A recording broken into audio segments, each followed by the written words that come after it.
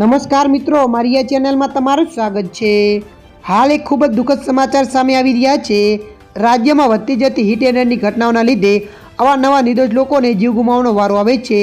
ત્યારે છોટાઉદેપુરની બોડેલી નજીક વધુ હિટ એન્ડ રનની ઘટના સર્જાઈ હતી, જેમાં બેફામ ગતિ આવી રહેલી કારે બાઇક ચાલકને અડફેટે લેતા નાની સાસુ અને જમાઈનું ઘટના સ્થળે મોત નીપજ્યું હતું, જ્યારે નાના સસરાને ઈજા પહોંચી હતી।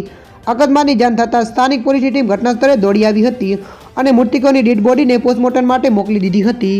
પ્રાપ્ત માહિતી અનુસાર બોડેલીના પાણી પાસે એક કાર ચાલકે બાઇક પર સવાર જમાઈ પોતાના નાના સાસુ અને નાના સસરાને લઈને જઈ રહ્યો હતો, ત્યારે પૂરપાટ ઝડપે આવી રહેલી ઇકો કારના ચાલકે ગફલતભર્યું ડ્રાઇવિંગ કરી જોરદાર ટક્કર મારી હતી।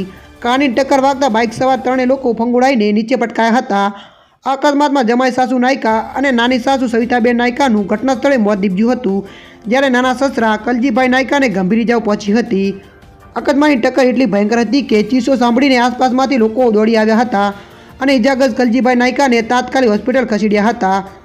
અકસ્માતની બનાવની જાણ થતાં સ્થાનિક પોલીસ ટીમ ઘટના સ્થળે દોડી આવી હતી અને મૃતકોની ડેડ બોડીને પોસ્ટમોર્ટમ માટે મોકલવાની કાર્યવાહી હાથ ધરી હતી।